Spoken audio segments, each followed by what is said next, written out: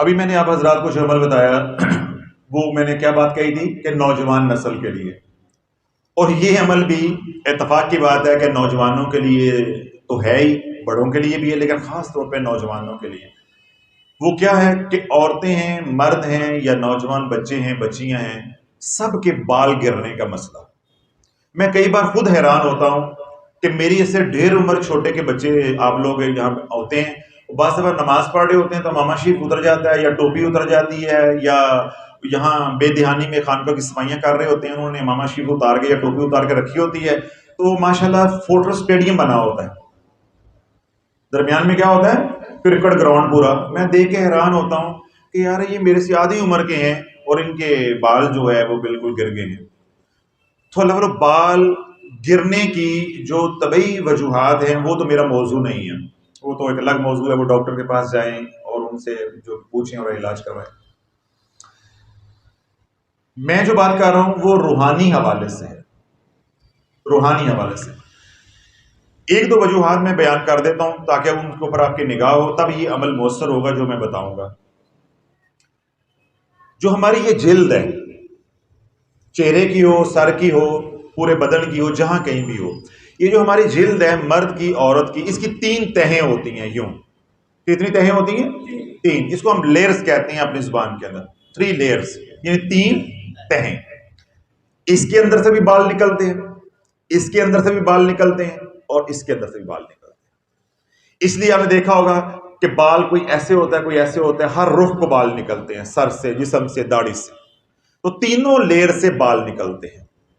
اب ہوتا کیا ہے کہ جب ہم زیادہ گرمی، زیادہ سردی، یعنی موسمیاتی جو تبدیلی ہے وہ متاثر کرتی ہے، وہ سب سے زیادہ متاثر کس کو کرے گی؟ اوپر والی تہہ کو۔ سمجھ آ گئی؟ یعنی ہمارے سر کے بال ہیں تو آپ ٹھنڈے یخ پانی سے نہائیں گے تو پہلے جو پانی ہے وہ آپ کی جو جلد ہے اس کی پہلی تہہ کو لگے گا، باقی تو 2 نیچے ہیں نا، پہلے لگے گا۔ ایسے ہی بچے ہیں، بچیاں خاص طور پہ، ہمیں ٹھنڈ لگتی ہے، ہمیں ٹھنڈ لگتی ہے، ہمیں ٹھنڈ لگتی ہے، وہ گرمیوں میں بھی گیزر کے پانی سے نہا رہی ہیں۔ کس پانی سے؟ گیزر کے۔ تو وہ گرم پانی کس کو آگے لگے گا؟ پہلی تہہ کو۔ شیمپو کر رہی ہیں روز، کس کو لگے گا؟ پہلی تہہ کو۔ صابن لگا رہی ہیں، کس کو لگے گا؟ پہلی تہہ کو۔ اس طرح گھریلو ٹوٹکے کر رہی ہیں تو کس کو آگے لگیں گے؟ پہلی تہہ۔ میرا بتانے کا مقصد یہ ہے، میں کوئی میڈیکل کی ٹرم بولوں گا تو آپ پریشان ہو جائیں گے، لوگوں کو سوشل میڈیا پہ بھی یہ سمجھ نہیں آئے گا، اس لیے میں سادہ زبان میں ترجمہ کر کے سمجھانے کی کوشش کر رہا ہوں۔ چاہے آپ کا شیمپو ٹھیک نہیں ہے، چاہے آپ کا صابن ٹھیک نہیں ہے، چاہے آپ گرم پانی سے نہاتے ہیں، چاہے آپ بہت ٹھنڈے پانی سے نہاتے ہیں، تو کیا ہوگا؟ آپ کے بالوں کو جو سب سے زیادہ نقصان پہنچے گا وہ پہلی تہہ کے بالوں کو پہنچے گا۔ سمجھ آ گئی؟ اب تھوڑا توجہ رکھیے گا، تھوڑی سی مشکل بات ہے لیکن میں کوشش کروں گا آپ کو سمجھ آ جائے۔ ابھی آپ اپنے منہ پہ ایسے انگلی لگائیں، ایسے کریں، ایسے چکناہٹ آ رہی ہے، چکنا چکنا لگ رہا ہے، یہ اللہ رب العزت نے ہمارے جو جلد ہے اس کے اندر نظام لگایا ہے چکنائی پیدا کرنے کا۔ کیا نظام ہے؟ چکنائی، جس کو ہم اپنی زبان میں میڈیکل میں کہتے ہیں سیبیشیس گلینڈز۔ وہ رطوبت پیدا کرتی ہیں، چکناہٹ پیدا کرتی ہیں تاکہ ہماری جلد جو ہے وہ اکڑ نہ جائے، نرم رہے۔ سمجھ آ گئی؟ جس طرح کسی زمین کو پانی نہ دیا جائے تو جب وہ خشک ہو جاتی ہے تو کیا ہو جاتی ہے؟ پھٹ جاتی ہے۔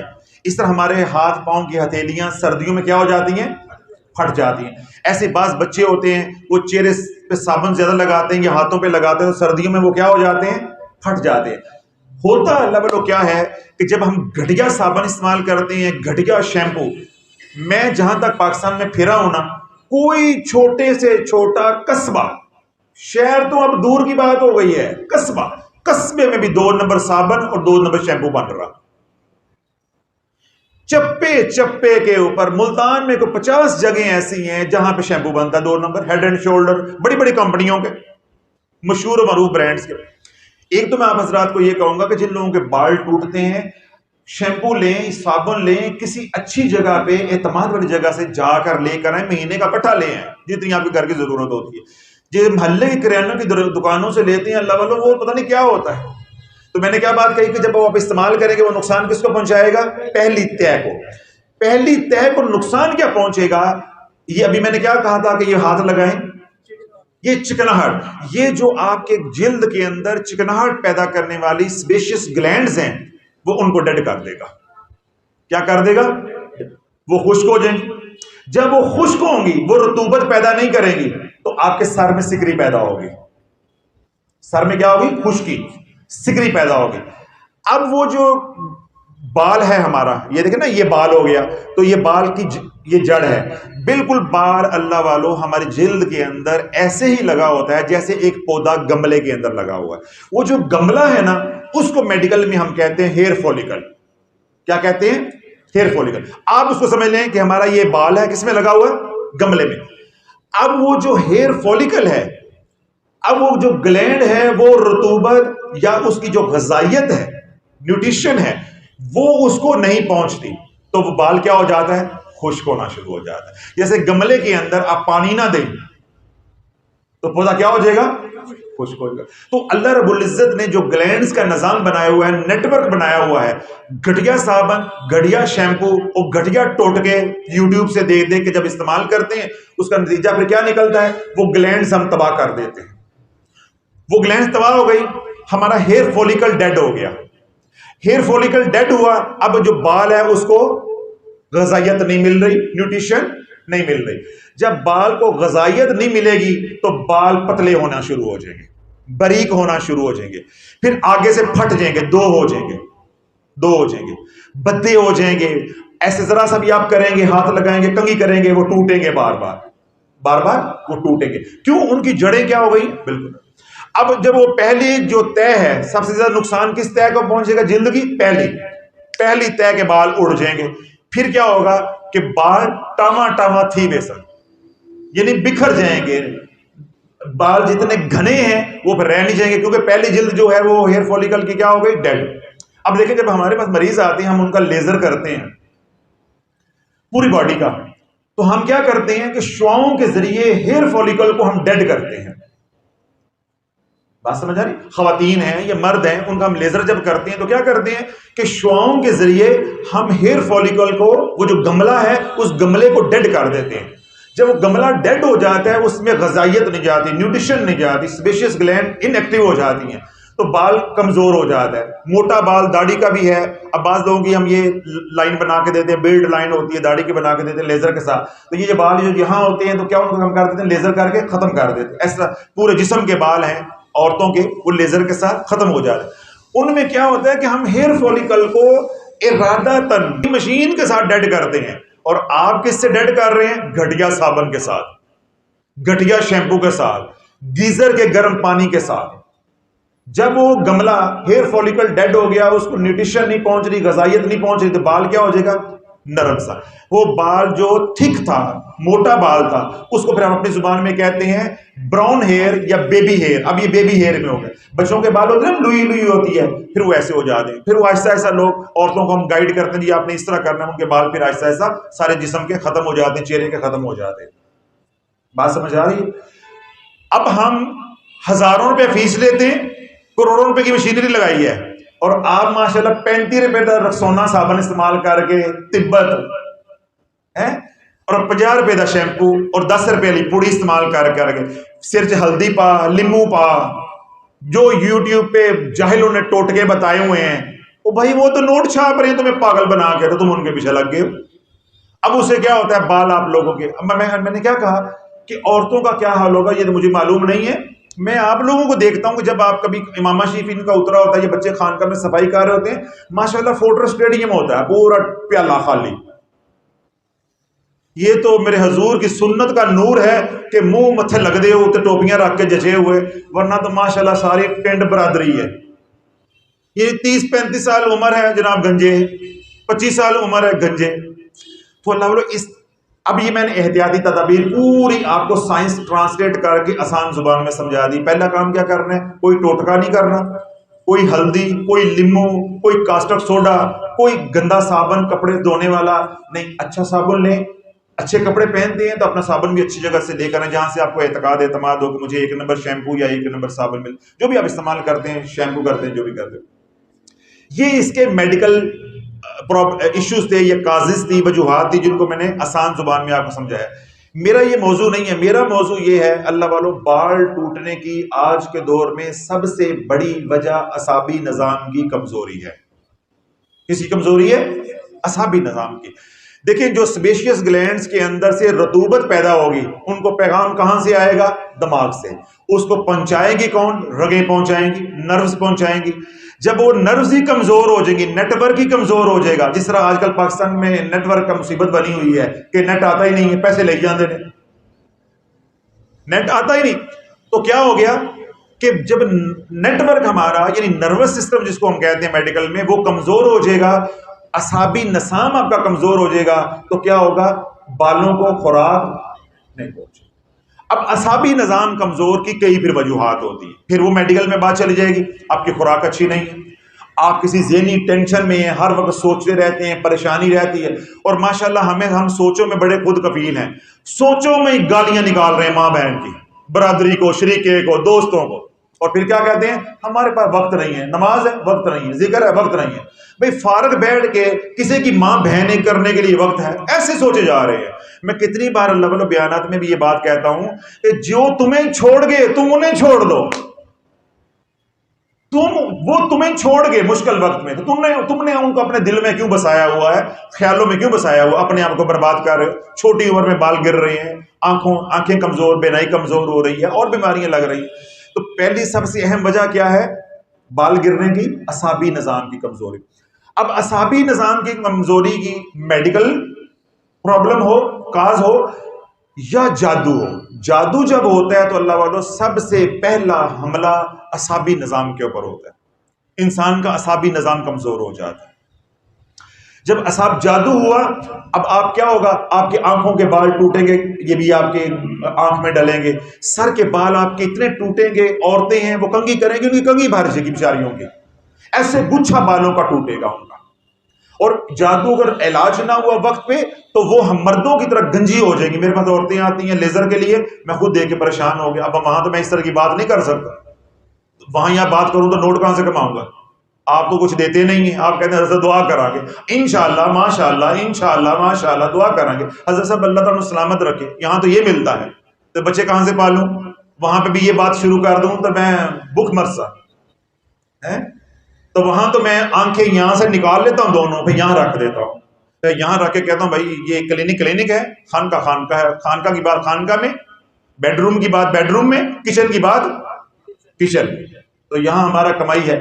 تو اللہ والوں جو سب سے بڑی وجہ ہوتی ہے عورتوں کی جو گنجیاں ہو جاتی ہیں، ان بیچاریوں کو معلوم نہیں ہوتا، ناپاکی میں رہ کے جادو شدت اختیار کر جاتا ہے۔ پھر میں نے بتایا کیا ہوتا ہے کہ ان کے بالوں میں آپس میں گنجل پڑتے ہیں، یعنی جب بھی کنگھی کریں گی بال ایک دوسرے کے ساتھ پھنسے ہوں گے، پھر وہ کنگھی کریں گی، وہ اعصابی نظام کے بال تو ڈیڈ ہوئے ہوئے ہیں، وہ پھر بال کیا ہوں گے؟ ٹوٹیں گے، اتنا کچھ۔ آخر وہ 6 مہینے 8 مہینے کے بعد وہ گنجی تھی ویسی یعنی امیر ہو جائے گی۔ وہ کہتے ہیں نا جو بندہ، ایک میرے پاس فیملی آئی بہت امیر کبیر ہیں ملتان کے، تو ان کے وہ رشتہ دار ہیں، تو مجھے آ کہنے لگے کہ حضرت صاحب یہ جن لوگوں کے بال سر سے گر جاتے ہیں اور سامنے والے دانتوں میں، یہ جو 2 دانت ہیں ان میں جن کے خلا ہوتا ہے وہ بڑے مقدر والے ہوتے ہیں، میں خلا بھی بنا دیتا ہوں تو بال بھی گرا دیتا ہوں۔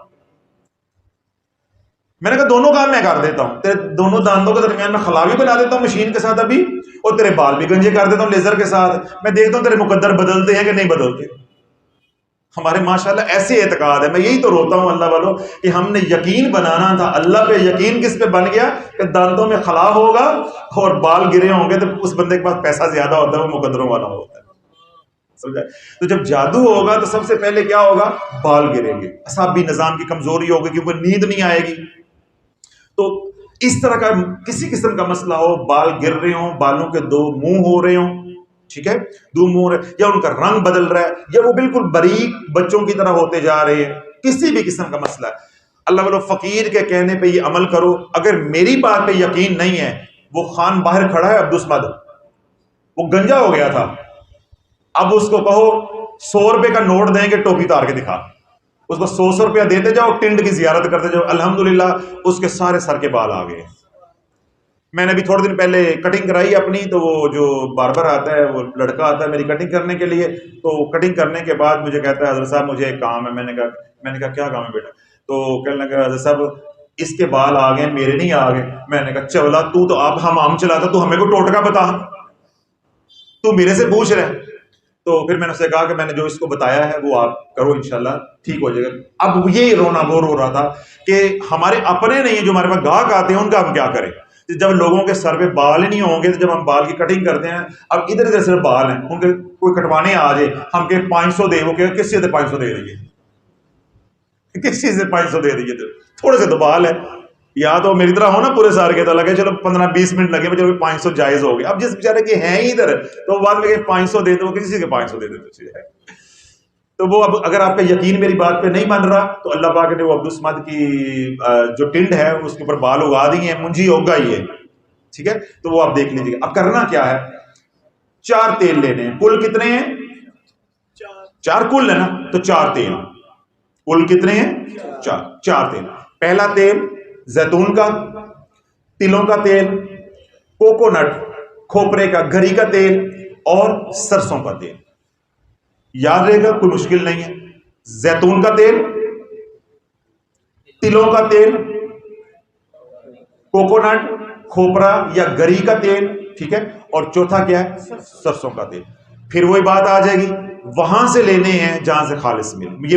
یہ مجھے معلوم نہیں ہے, نہ ہی کو میری کوئی دکان ہے. یہ اب آپ کی سر درد ہے کہ آپ نے ڈھونڈنا ہے کہ کسی اچھی جگہ سے سرسوں کا تیل ملے, کھوپرے کا تیل ملے, زیتون کا تیل ملے, تلوں کا تیل ملے. لیکن میں آپ سے یہی کہوں گا کہ کسی اچھے جنرل سٹور سے پیک کمپنی کا لے لیں, کسی پنساری حکیم سے نہ ہتے چڑھے. یہ نہ ہو کہ میرا بتایا ہوا فارمولا الٹا تھی ویسی, وہ پتہ چلے جو 4 بال ہیں وہ بھی چلے گئے ہیں, ٹھیک ہے. یا ان لوگوں کے پاس ہوتا ہے, عمران لوگوں کے پاس ہوتا ہے بنا بنایا, ان سے آپ لے لیں. اب کتنے تیل ہو گئے؟ 4. اللہ بولو اب ان 4 تیلوں کے اوپر چاروں کل 70 بار پڑھنے. تیل کتنے ہیں؟ کل کتنے ہیں؟ 4. 70 بار ان کے اوپر چاروں کل پڑھنے ہیں. کیا کریں گے؟ میں جتنا زیتون کا تیل اتنا ہی تلوں کا تیل, اتنا ہی کھوپرے کا تیل, اتنا ہی سرسوں کا تیل. ان چاروں کو کسی بڑی بوتل میں برتن میں ڈال کے مکس کر دیں. مکس کرنے کے بعد اپنے سامنے رکھ لیں, اور 70 بار سورۃ الکافرون, 70 بار سورۃ اخلاص, 70 بار سورۃ فلق, 70 بار سورۃ ناس, اول و آخر 7 بار درود پاک پڑھ کے اس کو دم کر دیں. پانی پہ دم کر کے پانی پی لیں, اور یہ تیل اب آپ کا ٹونک بن گیا. کیا بن گیا؟ ٹونک بن گیا. اب آپ نے کیا کرنا ہے کہ رات سونے سے پہلے اب یہ تیل کی آپ کی شیشی ہے, بوتل ہے. اب یہ اللہ جو جہاں نقطہ ہے اس کو توجہ کے ساتھ سمجھ لیں, اس کو نہیں چھیڑنا. اگر آپ نے اس کے اندر انگلی ڈالی تو جو آپ نے روحانی طور پہ پڑھائی کی ہے بس وہ ختم ہو گئی تقریباً. پھر آپ کو ڈیلی پڑھائی کرنی پڑے گی. اگر آپ ڈیلی پڑھائی سے بچنا چاہتے ہیں, اس کو ہاتھ نہیں لگانا. جب بھی تیل لینا ہے, کوئی ڈکن, کوئی ڈبی, کوئی پلیٹ, کوئی پرچ لے لیں, بوتل کھولی, بس تھوڑا سا ڈال کے اس کو فوراً بند کر دیا, بس رکھ دیں. یہ اب آپ نے اس میں ڈال لیا ہے, اس میں سے تھوڑا سا لگا کے ایسے انگلی پہ لگا کے اب کرنا کیا ہے, پہلے میرے کملی والے پہ درود پڑھنا ہے, اللہم صلی علی محمد وعلی آل محمد. اب یہاں سے تیل لگا کے اب آپ نے سر پہ لگانا اور پڑھنا والضحیٰ واللیل اذا سجا ما ودعک ربک وما قلی, سورۃ والضحیٰ 30واں سپارہ. کوئی تعداد نہیں ہے, 3 بار پڑھیں, 5 بار پڑھیں. صرف عورتوں کے بال زیادہ ہوتے ہیں تو وہ 10 بار 11 بار پڑھ لیں. ہمارے بال تھوڑے ہوتے ہیں اور کسی کی ماشاءاللہ ہائی گراؤنڈ ہے تو وہ 2-3 مرتبہ میں بھی لگا لے گا. یعنی کہنے کا مقصد یہ ہے کہ جب تک آپ تیل لگا رہے ہیں آپ نے کون سی سورت پڑھتے رہنا ہے؟ سورۃ والضحیٰ.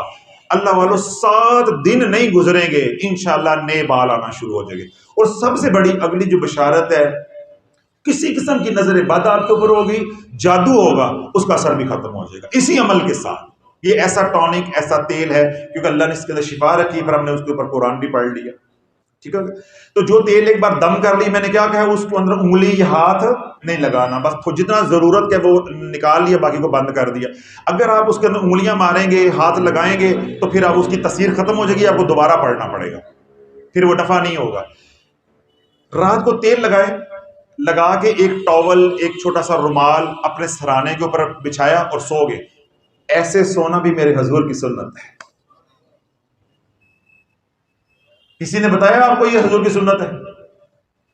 حالانکہ آپ اپنا سرانہ بچا رہے ہیں، اپنے کپڑے بچا رہے ہیں، لیکن فقیر سے سن کے کملی والے کی یہ سنت کو پورا کرو، انشاءاللہ اس سنت کے نور کی برکت کے صدقے اللہ دل بھی نور اللہ نور کر دے گا، اور جس مقصد کے لیے کام کر رہے ہیں اللہ مقصد میں بھی کامیاب کر دے۔ رات کو لگاؤ، تیل لگاؤ، لگا کے تکیے کے اوپر اپنا وہ کپڑا بچھاؤ اور سو جاؤ۔